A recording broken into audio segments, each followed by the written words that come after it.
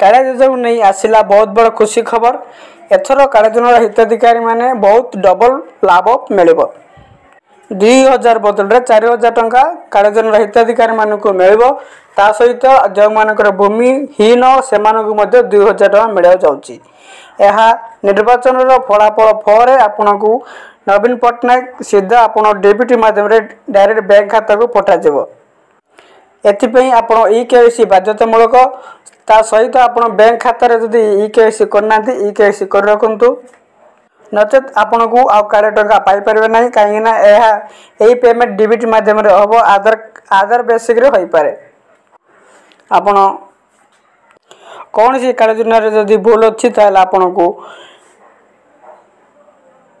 मैं शेष सप्ताह ग्रावेंसी फॉर्म ओपन हम सेटार आपन संशोधन करनियंतु। जून रो प्रथम सप्ताह किंबा द्वितीय सप्ताह मध्य काले योजना टंका आपन को 4000 और भूमिहीन मानक 2000 टंका डायरेक्ट डेबिट माध्यम प्रदान करेंगे माननीय प्रधानमंत्री।